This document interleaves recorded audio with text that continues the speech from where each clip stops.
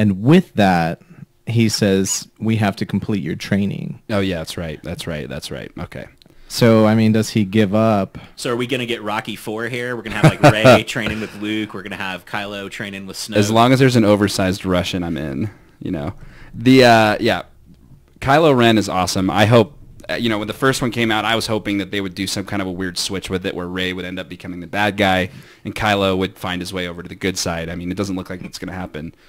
I don't think you can at this point with Rey's character. Well, and that's my biggest problem with Star Wars right now where we're at is, like, they're making the safest movies they can possibly make, and that sucks. Well, why couldn't we? We don't know who her parents are right now, and they could get horribly slaughtered, and we could see her turn to the dark side.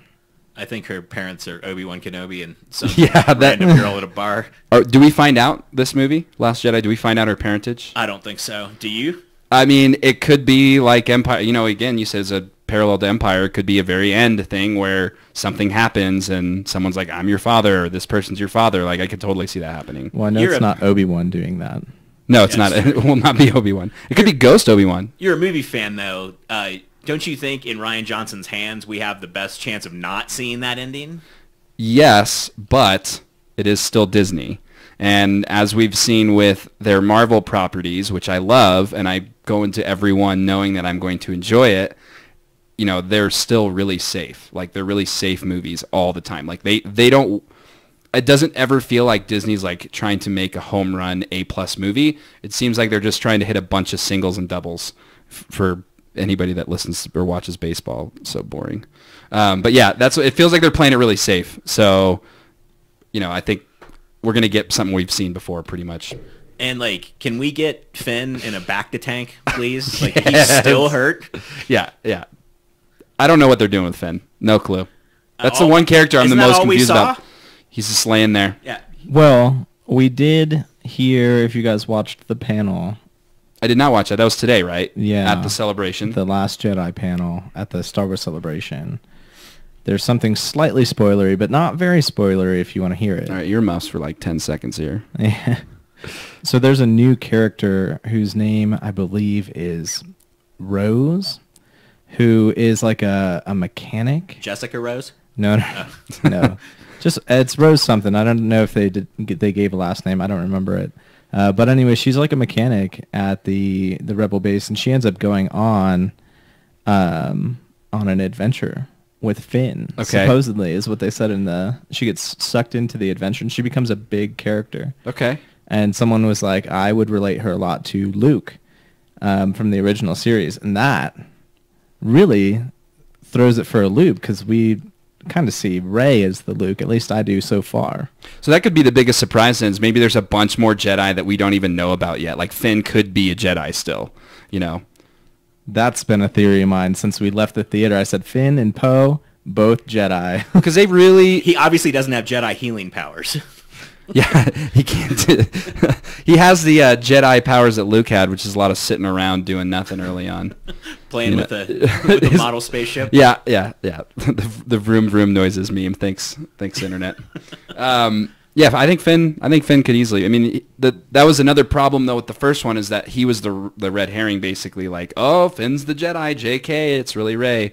So it would be a weird thing for Disney to be like, kidding again. He is really a Jedi. I don't think that'd be weird. I'd love it. I would love it. I want twists. I want to not know who these characters are. Like, I would like to never know what Rey's parentage is, because then we would argue about it for 40 years, And that's longer than that. That's what's better about the mystery, is this conversation that we're having right now. Like, we're going to get all these answers in December, and we'll get to speculate one more time, and then who the fuck knows after that? Like, we have no... Disney will be around after we all die. Star Wars will be around after we all die, so there's going to be Star Wars 20 at some point, and I guess we're just going to have to keep making trilogies up with new characters. Well, didn't they also say that they're going to start doing one non-trilogy movie in between? Yes. So we're getting young Han Solo next. Yep. And then what's going to come after that? 9, and then supposedly the Obi-Wan movie. Obi-Wan might be announced this weekend, actually. Oh.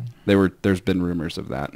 That's exciting. I would like to see that. I want to know what point in time everybody, like, pretended to start liking Ewan McGregor as Obi-Wan? Because it seems like everybody hated those old movies so much, and then all of a sudden we're like, yeah, I guess he was really good. Let's have an Obi-Wan movie with him in it. And so I guess we all like Ewan McGregor as Obi-Wan. I think he did fine. I think he did fine too. I don't have a huge issue with most of 1, 2, and 3. Like everyone.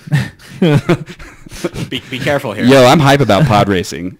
I love the episode racing. 1. I think it gets such bad hate. I think 2 is way worse than 1. I think 2 was really good, and 1 was pretty good, and 3 was just awful trash. Yeah, which is opposite of popular opinion, right? Because 3 Yeah. is considered the best of that. Which to me it didn't seem, I don't know, it just wasn't that great, you know?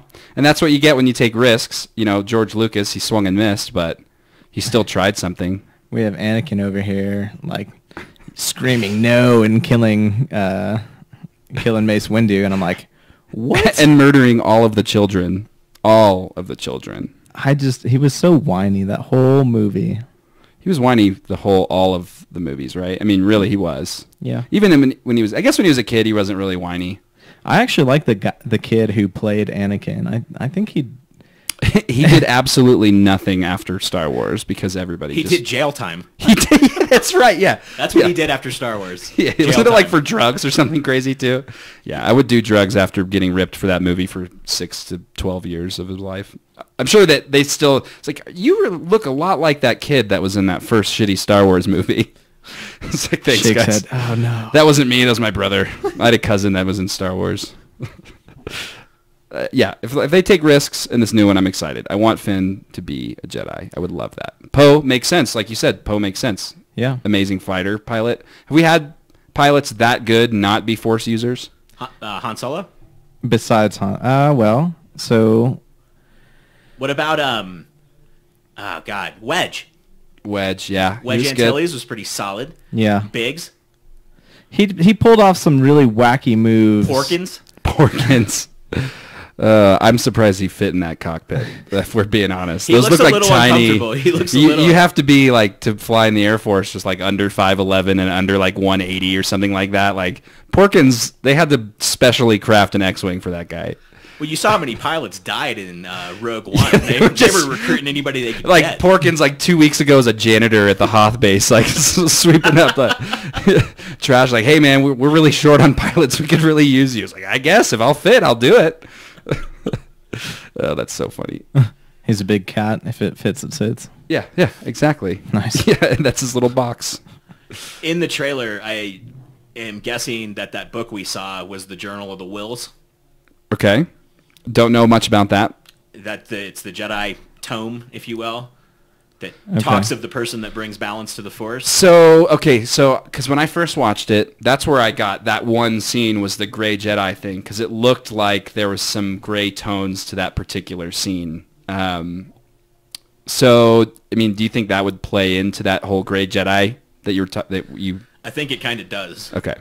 And that's what I think the popular opinion on the internet is. Okay. Is from what I've read. Some people are speculating. Oh, really? Shit, Yeah. sorry. Some No, people you're are fine. speculating that Luke doesn't even say the line at the end, that it's Kylo saying it. And I was like, I think it's pretty clear that it's Luke. Yeah, So well, the hand touching the book has a glove on it, so we have no clue who that is. I mean, Luke lost his hand, right? So maybe, yeah, okay. But other people are allowed to wear gloves. No, only Luke. I don't know. I mean, it seems like it's probably at Luke's temple or whatever that place is, that book. Probably. I don't know. I guess it's good. Maybe this is the mystery I was talking about. They show this book thing. They talk about the Jedi ending. What does that mean? That'll fuel us until the movie comes out in December. I'm almost at the point where I would like to avoid all of the chatter and all the talk just until we get to the movie, because I want to be so surprised. I don't want to think back and be like, you know what? In August, this one guy had this theory, and it was everything that happened in the movie. I don't know. See, I agree with you, right? Like, I want to go in fresh to these movies, but I hate to miss out on the social, because I think that's what's more important about movies in general is, who gives a shit about the movie? I could like this movie the best ever, but nobody else has seen it, and I have no one else to talk to about. So that really frustrates me. I I like the speculation. Like Lost, you know, I mean, this is off topic a little bit, but Lost, to me, the show itself was not great, but that period of every week getting on Facebook or whatever your social media site was to figure out what's going on, like that's the stuff that makes things bigger and better than they're just simple source material, you know? So this was obviously a teaser for Star Wars. They're going to do one big initial launch trailer. They'll do a trailer. Remember, with Force Awakens, they did the same thing. Yep. Yeah. It was the Finn jumping up and it was about 2 minutes long. The first time we saw Kylo's lightsaber, first time we saw the Millennium Falcon, and I told you, Han's not flying that, and you're like, I don't know, man. Yeah, It's because Han was dead as shit. Well, Han at the time Actually, it was wasn't before dead as Han shit. was dead, Yeah. but he was Okay, not okay, flying it. okay. But yeah, that doesn't mean shit. So, who's flying it in this trailer if Rey is hanging out on New Dagobah, which is called Poe. See, I would is what New Dagobah is called. we'll just call it New Dagobah New because Dagobah. I'm not going to remember that. New Dags. New Dags, yeah. I don't think it can be Poe flying the Millennium Falcon. He always has his X-wing uniform on, and We see it get blown up, though. And he's over, yeah. You see Okay. it get blown up, so Okay. that could potentially be afterwards. So, yeah, I guess that, you know, one of the big games we can play with this movie is like, who do the new characters compare to with the old series? Like, you know, Finn. That's the thing with Finn is like I don't know who he relates to most, as far as the character goes. Like it's not Lando. I was about to say, Tyler's thinking Lando. Yeah, No, I wasn't. It's the only other black guy in Star Wars. Yeah, that's why Tyler was thinking that. No. Surprise, surprise. I mean, there's Mace Windu. Yeah, yeah. I mean, he could be like loosely related to Mace Windu, and then the Force stuff, the Force sensitivity Makes would make sense. sense. You know, Yeah. I'd be into that. That was my whole argument, was technically, you know, people who aren't Force sensitive shouldn't be able to correctly wield lightsabers, and he did okay with it. He did okay. He Part did of me do- was wondering about his Jedi training though with those. Oh, and can we talk about that real quick? So there's weapons that just stop lightsabers. Like that's a thing. Yeah. Didn't know that. Well, first off, traitor is what he's been coined on the internet. Right. Yeah. Was fucking awesome, though. He was awesome. That was great. Isn't he TR-8R? Right, traitor. Yeah. Yeah. No, I got the... Hey. TR-8R for sure. So maybe a weapon to stop a lightsaber was I developed? don't know. I don't know. Like, why doesn't everybody have that then? I guess I don't know. No, so that's not technically true. I assume you played the old Knights of the Old Republic? Yes. Vibra blades. Okay. So So it's in the could've lore. been- It exists. Yeah. It could have been like a vibra mace or Okay. something. Sure. Why couldn't that exist? I don't know. I just don't think some podunk stormtrooper would just happen to have it on. It him. even kind of made that noise when he whipped it out. It was like, wow. He kind of Yeah. cranked it a little bit too. Yeah. I don't know. I'm in. I think you have to take advantage of the fact, though, that you get to do a Part 7, so you're really allowed to introduce new technology, unlike the prequels where you're like, wait, they Yeah. didn't have these fucking chips in 4, 5, and 6. This is 30 years later, so there's some technological advancements that have happened since then. Like, oh shit, the Jedi are really powerful. We've got to have some kind of a thing for the stormtroopers to have. Yeah, that actually makes a lot of sense. Like, if the Empire was like, how do we fight these Jedi? Like, that's how they would do it. How about have them not wear horribly like restricting armor? So that they could actually hit It seems something? like it would be, yeah. It's like their armor is just to hold the goo in when they get shot by the laser blast. So that's all it's got, because it does nothing. It's the most... I don't know. They were on fire, like sparking everybody up.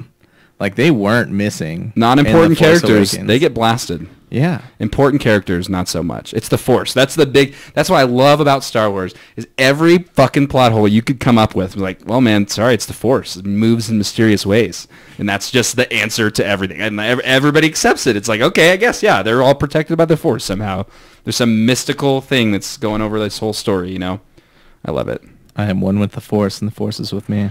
That's right. Oh, that movie was great, Rogue One. It was really good. I just rewatched it again, and it holds up. You know, like a lot of times after the first time you watch a movie, it's hard to watch it again. That one is top notch. It's very good. I really do want to watch it again because I can't even remember who I saw it with. I might have seen it alone because you were gone or you had already seen it. No, I waited to see it because I was going to see it with Dad. Oh, yeah. I think you saw it first, right? No, I definitely saw it way later than you did. Oh, damn. You guys were like behind the ball on Rogue One. I was. I waited, though, just to see it with my pops. That makes sense. You know. I'll allow it. I mean, that's fair, That's right? fair. That's totally fair. Absolutely. But Tyler could have gone opening night. Tyler, you could have gone to the movie camp showing. What are you doing with your life? Oh my God, I should have gone to the movie camp. Yeah, cheap plug. Movie Camp doing a Guardians of the Galaxy show coming up soon. Another Disney property. May 4th? May 4th, that is correct. Thursday night. And we're How doing it in do the I new get theater. tickets to that, Andy? You go to moviecamp.co and you can get those tickets all online. And they are selling very fast. So we're at a new location. Did you guys know that? No. We're not going to be at Cinemark this next time. Where are you going to be at? We're going to be at the AMC 10, that one that I currently am working at. They're remodeling at our normal theater, so we had to switch venues. But good news for you guys, there's lots of lobby space at this new place, and you guys can set up and talk and do whatever you want. So Logan was not one that I would have brought my kid to. No, But safe to say, yeah. But how about Guardians of the Galaxy? Absolutely family friendly. Okay. So I mean, if it's a rated R movie, Have you already seen it? No, I have not seen Okay. it. I know that it is 137 minutes long, though.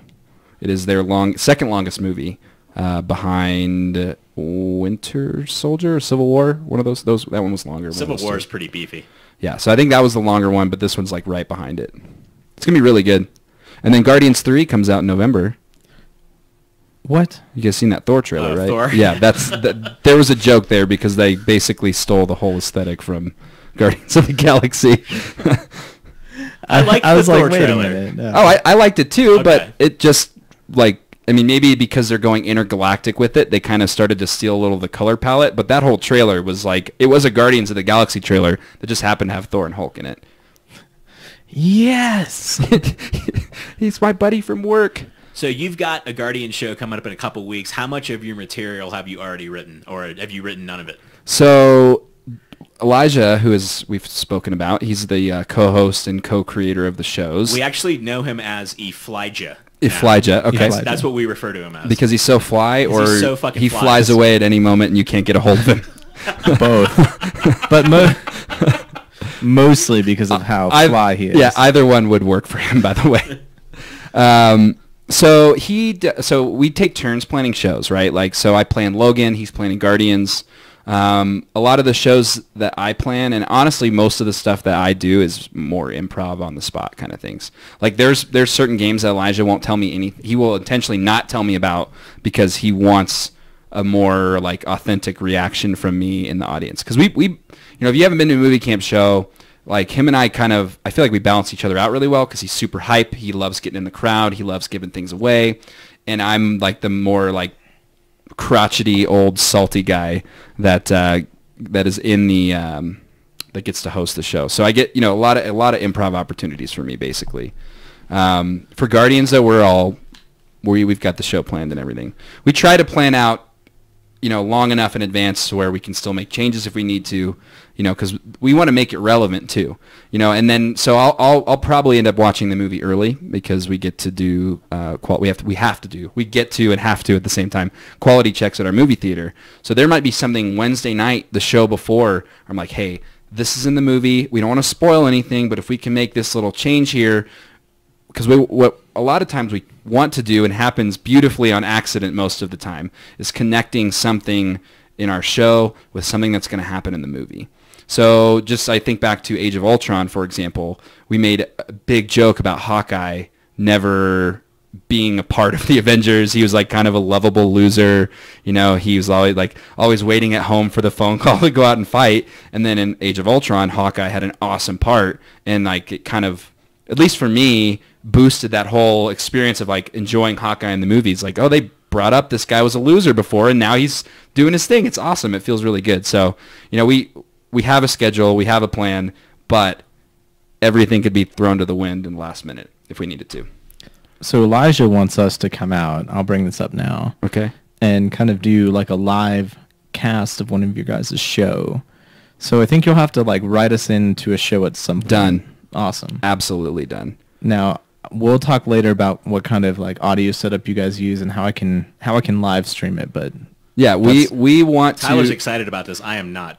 So a couple things we've been dabbling with is live casting our shows. Yeah. Just having, when community and fans are not there, seeing what kind of fun that they can have somewhere, they want to be there, and then hopefully we can keep growing the community, because that's really what it's all about, is growing the community. You know, with you get to watch a movie with people that are hyped to be there to watch these movies. You guys have sold out movie camp shows multiple times. Yes, yeah. Yeah, that's why we're nervous about this move, because a lot of people go to the theater that's closest to them. They don't go for special reasons. But we'll see how, you know, I guess, you know, quote unquote powerful the brand is.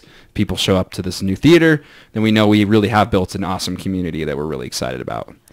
So yeah, we want to back to your saying, we want to cast shows though. We want to do that online. Another thing we're looking at doing is for movies that we don't do events for, is doing a Facebook Live event from our living room, and then people can have that as their like pre-show entertainment, essentially. So like if I'm going on Friday at a 10:30, I couldn't catch the movie camp show, or there is none for that weekend. You know, Elijah and I have this video set up to where we're doing 30 minutes of trivia and games and stuff that you can sit on your phone and watch, because everybody fucking hates the commercials before the movies. It's the worst. It's the worst. It's phone time, you know. So we've all worked at a movie theater. Okay, nice. I've worked here in town. I worked at the Carmike when it was 15. Up in the Chapel Hills Mall area. In the Chapel Hills Mall. Yeah. Now it's the 13 or something. Yes. Yeah, because they combined 3 theaters into one giant theater. Yeah, that makes sense. The Big D. The Big D. Give them the D. I don't like that theater. I hate it. Go to Cinemark. I can't stand the Big D. I liked it when it was just the shitty little mall theater. Yep. And like, it was trash and sticky and gross, but like, we were the first ones to get the HD silver screens and all sorts of stuff in town. So like, we had good equipment. It's just like our seats sucked and the floors were sticky. Yeah. It's hard to avoid at a theater when kids are spilling shit all the time. Well, that's not all that there was. It's sticky for other reasons. It must have been after like 50 Shades of Grey. No. You find some weird shit in the theater after movies like that. You find weird shit in the theaters. Tell me about that. What have you found?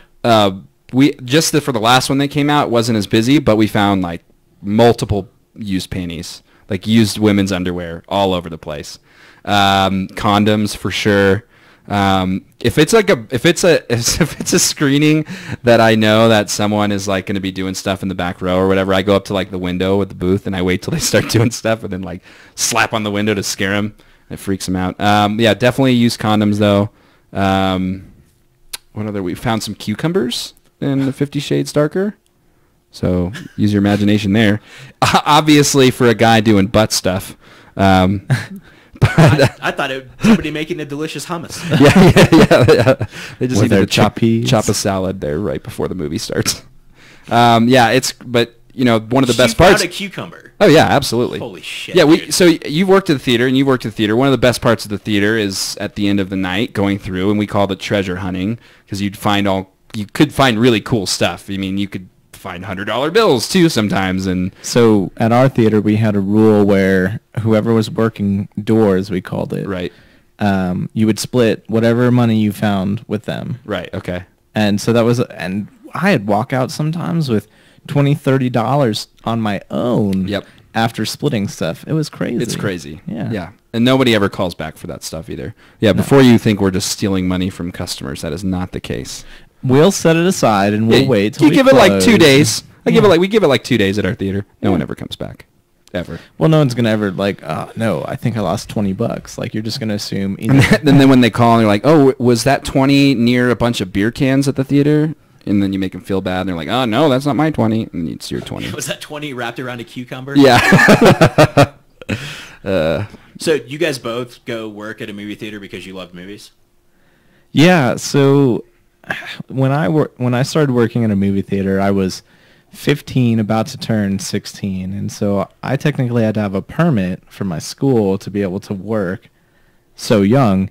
And I walked in, like, shit you not, this like big ass down, you know, those puffy style, like Seinfeld shirt, like gangster rap jackets. Oh, cat jackets, nice. Okay, hire that guy. That's what I walked in with, and I was like, "Hey, I need a job. Are you guys hiring?" And the lady was just like, "I'm about to be so busy, and I need someone. Fill this out, and you can start tomorrow."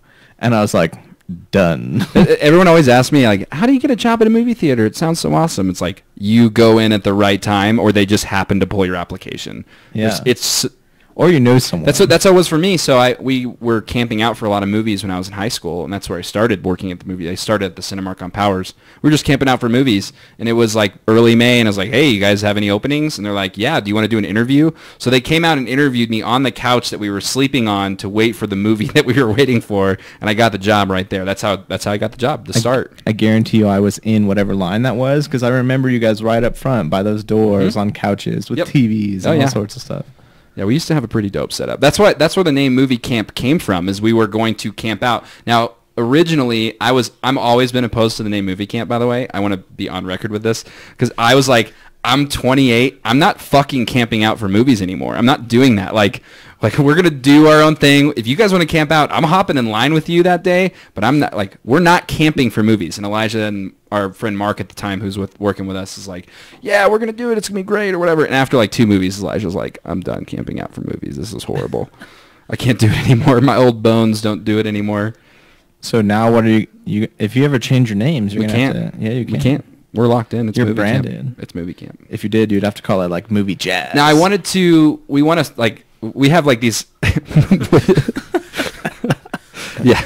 You jazz up the movies, Yeah, that's fine, man. That's our, like, we started a production company called Ampers, which is like, amp your fans, basically. Yeah. Trying to think of something new. We actually wanted to do a movie camp, like an actual movie camp, and we're still kind of looking to maybe do this. Oh my God, you guys just dropped the C, Movie Amp. Movie Amp. Ooh, I like that. Maybe that's a new branding. I got to pay you for that idea. There you go. We're looking to do it free in the Bitfaced. We want to do an actual movie camp, though. I think that'd be really cool. Like, there's a lot of adults, or 20-somethings or whatever, that want to make movies and don't know how to do it or where to start. And I want to do a summer camp where you can go and, like, day one's writing, day 2 and 3 is shooting, and day 3 and 4 or 4 and 5 are, editing and doing a premiere with your family and friends and stuff. I think it'd be a lot of fun. There's like a billion ideas that we always have that we're like trying to work on and come to fruition. If you ever get a camp and you're going to be showing movies there, you have to call me when the inevitable Friday the 13th screening goes off. I know, man. We every single year, we've been doing movie camp like this this is our 4th year now. And every single year, October comes around, and we're like, how can we work in an old movie? We have to do an old horror movie. We've got to do... So we're looking into that right now, like at some off-site, like not in theater, but just at other locations, how we can, get that cost efficient for everybody to come and watch a couple horror movies together and do stuff like that. It would be a lot of fun. Yeah, Friday the 13th, Nightmare on Elm Street, a couple class. I mean, I love the Saw movie series, and there's apparently a new one coming out this year called Saw Legacy. I don't know how true this is or not, but it's on the schedule. So I would love to do a Saw marathon and it just like builds right in perfectly with movie camp games. So like we could build some Saw traps basically for people. Would you like to play a game? Yeah, and I just want to hear Elijah say that. Actually, I just want Elijah to dress up like Billy the little puppet guy. I just want him to dress like that all night. Any excuse I can get Elijah in some weird shit. I have like a trike that he can ride around on and everything. He would totally own it too. He'd totally live it up. Oh, he would. Elijah is one of the most outgoing, random, awesome people. And I've known him since high school. Right. So yeah, it's been insane. Yeah, he's an incredible person to work with, and the closer that you get to him, the more frustrated you'll become with who he is as a human being sometimes. Like, he's talking to everybody. He's always doing everything. But, like, I wouldn't do this with anybody else. Like, he's the only person I'd want to do this with.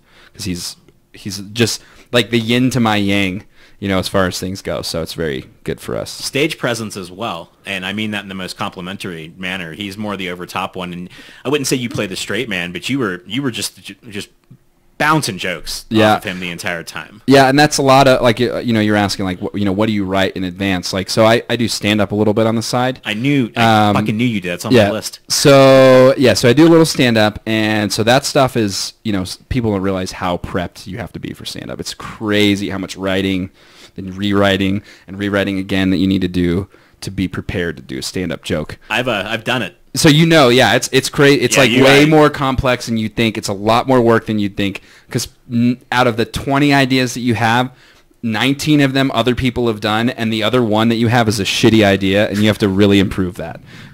So our movie camp shows are more improv than written material. Like, we have the structure, we know what we're doing. Elijah does prep jokes, and we do try to set things up for joke opportunities, but we don't have any jokes written down for that.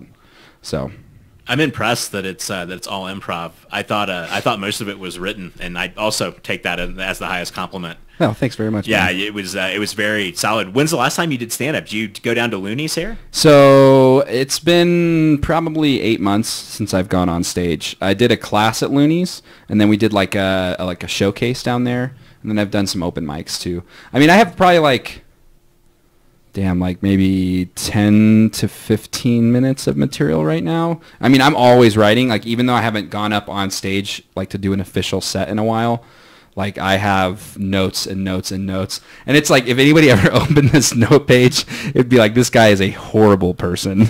All of the shit that's on there.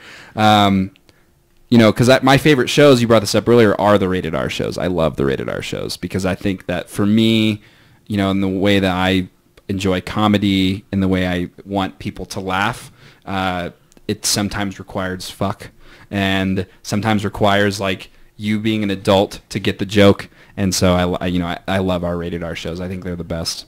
Oh, I didn't even realize that. So when you guys show a PG-13 movie, Moviecamp has to be PG-13. We don't have to do that, but we do. We make the conscious decision to do that. That's probably a good idea. That if you can bring your family, we want you to be able to bring your family. Were you guys, are you guys at Logan?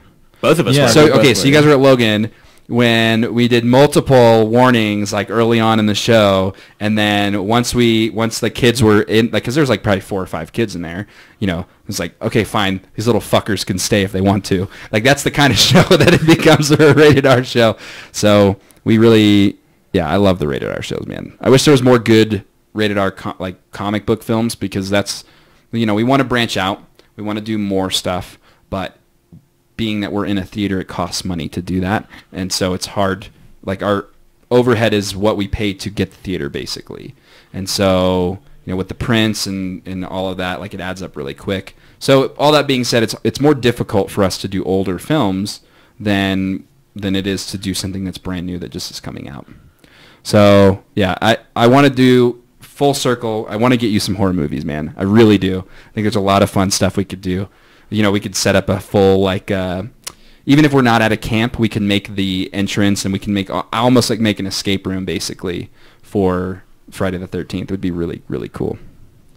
That's you're teasing me right now. Yeah, I know. Let's do it. Let's work on it. Yeah, I'd be really excited. I'd even be excited to help out, even though I would really want to attend. I think that's the most important thing. There's a nice balance there too of like, I want to work on stuff and I want to be a part of it, but even for me, I look at our shows and I'm like, I want to come and be in the show, and sit as an audience member and enjoy it the way that, because I hope that people enjoy going to these movies like this. I just want everybody to be cheering when something awesome happens on screen. There's a point there for a while before I was like quality checking movies at our theater where I would not watch a movie if it wasn't at a movie camp event, because it would really bother me seeing a big opening movie and I would cheer or laugh out loud. Like, I want our crowd to be, and our crowd usually is, and there, people behind you are like, shut up, you douche, or whatever they say to you when they tell you to be quiet during a movie. Yeah, no, it's got to be hard to watch films alone. Do you see everything because you work at a movie theater? You'd think so, but you no, don't. No, absolutely not. It's like, do I want to spend my one job is working in a movie theater, and then my second job is working at movie theaters, and then it's like, do I want to spend my free time back at those theaters again? It sucks, man. I wish part of me wishes I didn't work at a movie theater for my day job so that I could enjoy going to see movies again. Yeah, I can understand that.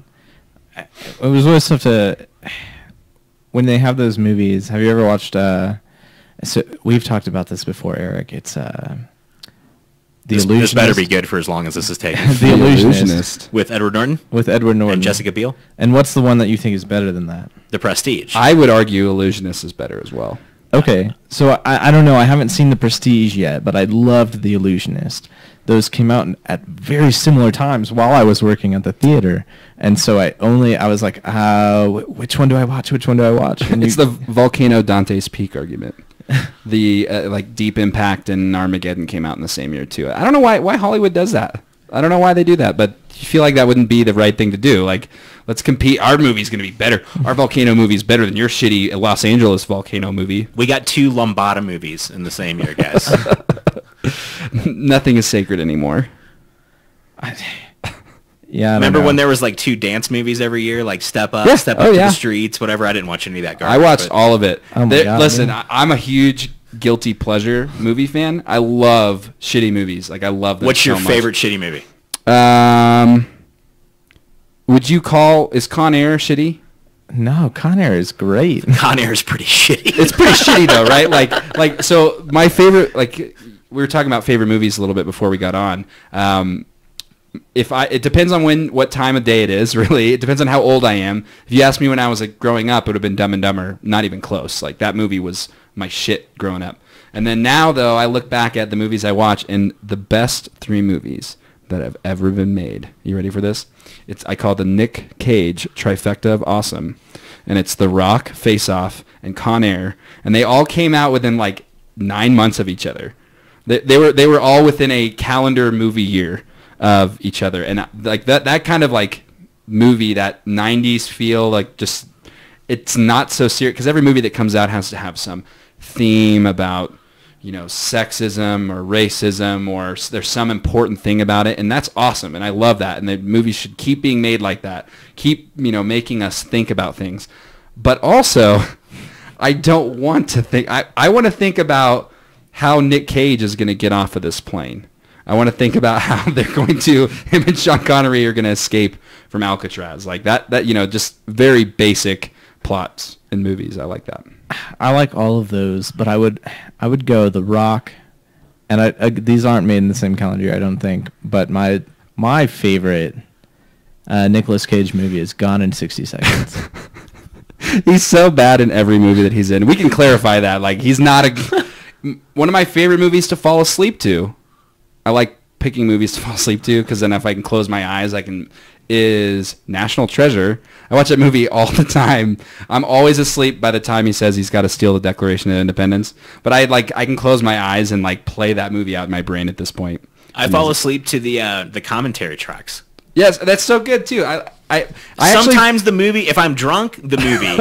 If I'm sober, I put on the commentary track and play a different section every night so I can learn about the movie. It depends on what you're watching too. Like, if you listen to commentary tracks from like Pineapple Express, or comedies where there's a big, like, it's like a bunch of dudes in the room hanging out on a couch watching the movie and talking about it, I can't fall asleep during that. Like, they're too good. Seth Rogen's so funny, especially with his commentary tracks and stuff. I'm glad somebody else watches director's commentaries. I thought I was the only person that did that. Believe it or not, the only time I will purchase physical media now.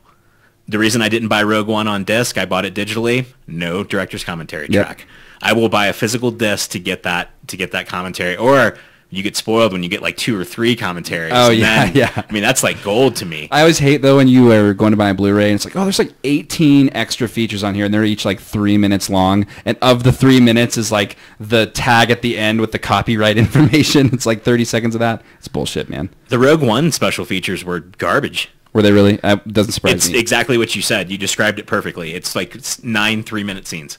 I hate that. I can't stand that. And man. Nothing deleted. Just like, we wanted to make a Star Wars movie because, it's fucking Star Wars. Well, like, people are not as voracious as we are, though, with like media consumption, basically. Like, they want to see the movie. They don't give a shit. Like, we're in the 5% of people that wants to know about the story of how this one thing was built, or whatever that background is. Like, I don't know what the percentage is. That's an arbitrary number, but it seems very low. People that are interested in that kind of stuff. Most people just care about the end result. Yeah. Did I enjoy myself? Yeah. The journey's more important than the end. It's just as important. If the end sucks, then the journey didn't matter. Be a shitty end to the things. How much? We got some time left. You guys got anything else we need to talk about? I don't think we have anything we need to talk about. Where are we at on time? 55? So yeah, we're just over 50. Okay. And it's right around 8 right now, but it's up to you guys. We can go a few more minutes. I'm down. I love. This is great. So Nicolas Cage movies aside, what are your 3 favorite movies, or did you give this? So my favorite movie of all time, and it's a combination of rewatchability and visual style. You know, there's a lot of things for me that go into it, and people think I'm crazy for saying this, but it's Watchmen. I fucking love Watchmen. I think it's like the perfect movie. The director's cut that's almost like 4 hours long. It's got everything I want in it. It's got good drama, dope sex scene, and a flying thing. That's high on my list. If you can have a sex scene in the air, that's like moves up my favorite movie list. Do we get a Wonder Woman sex scene in The Invisible Jet then? With the whole theme being women of power, probably not, unless she's like railing on someone else with a strap on. I don't know. Or another woman. Yeah, I'd be, so, okay, interesting question. Is there going to be ever a mainstream character that's in a comic book movie to be a homosexual? Do you think that's a thing that will exist? I'd love to see them change the core values of a character just to see the whole internet explode about it. If like they came out and like Green Lantern, like it's Jon Stewart, but he's totally gay in this movie. People would lose their shit. Oh, that's not like the character. Have we not seen? I don't think so. I can't. Has there been a gay X-Men? Like I mean, in the comics, there in the comics there is an Iceman in the comics. Iceman was gay at a point in the comics. North Star is gay in the comics from Alpha Flight. Sean Ashmore's gay in real life, isn't he? So that I don't know. He's maybe we haven't seen a gay superhero. No, absolutely not. I would love that. I want that. I want something like that. I think that would see. We talked about simpler plots. Like I want something like that too. Like I want there to be some transformation. These aren't comic books. Like these are their own series. It's in the same way that New 52 is a DC line. DC movie universe is its own story. It can go wherever the fuck it wants to go. And if Wonder Woman's going to be a lesbian in this movie, I'm all in on that. I would love that. Well, if they wanted to keep it kind of canon and they brought in a character they could bring in, speaking of Green Lanterns, Alan Scott was... That's right. ...was a gay character. That would be... Because aren't they planning Green Lantern Corps? Like, there's going to be multiple That's what I've Green heard. Lanterns. So they could totally do that. I'd be all in on that. Yeah. Are we going to get Green Lantern in Justice League? Do you think it's going to be a scene or an after credits? Yeah, that sucks. Just like the Green Ranger's jacket laying on his desk. Tommy Oliver, and apparently it's going to be Tommy with an I. What? Because it's going to be a girl. Oh, that's kind of cool. They're talking about making the Green Ranger a girl. Which Sorry, again, Tyler. Spoiler alert. That's the. Oh, you haven't seen the movie? I haven't seen the movie. Oh well, Tommy's a Green Ranger. Get the fuck over it. Oh no, I never would have guessed. You watch the originals, right? Yeah, of course. You've got to see the new one. My kid, that's all he wants to watch. He will sing all the theme songs to all the different Power Rangers, and he'll say, "Oh, I want to watch Megaforce," or "I want to watch the original," or "I want to watch." God, I don't even fucking know. Time Traveler. What did you think about the choice?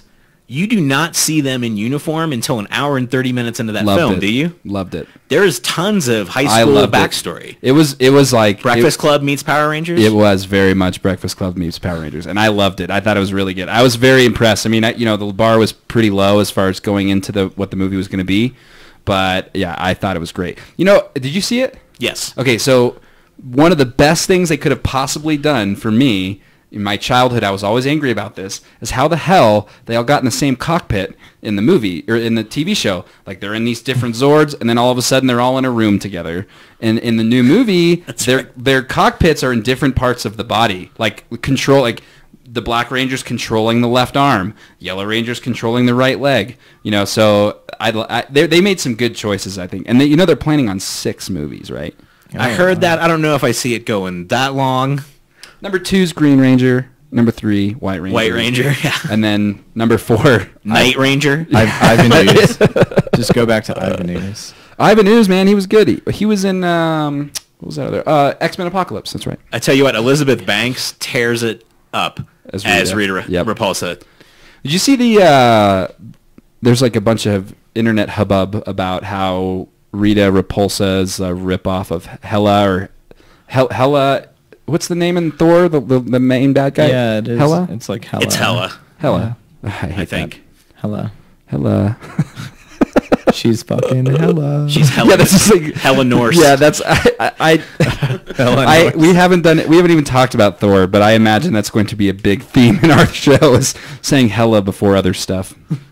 It is Hela, isn't it? Or is it Hera? It's Hela. I think it's Hela. Man, I'm fucking tripping right now. I feel like it's Hela, but we could all be wrong. We're gonna call her Hela. That's what we'll call her. She's Hela up in Asgard. Yeah. Okay, so can I say one more thing about the Thor trailer? I'm so ADD, I jump all over the place. Welcome to Bitfaced. Yeah. It's what we do. I don't like that they made the destruction of Asgard so, like, trivial and funsy. Like, that would have been an awesome, badass, dark Marvel story that they could have gone into, and they didn't. So, anyway, that was just another concern. I mean, again, I know I'm going to like the movie. It's going to be fun. I'm going to enjoy it. There's going to be, the classic Marvel cheesy one-liners. I think Eric would have liked the second Thor if we weren't stuck in the shittiest seats of all time. We don't have to go into that. I don't want to, but Dark World wasn't terrible. No, I didn't think it was bad. I like Kenneth Branagh, who's the director. I don't know if you guys know him, but he does a lot of Shakespearean stuff. He directed like Hamlet and starred in it. That's where his claim to fame was, and I wanted Thor to be that all the time, not just like them talking like Shakespeare.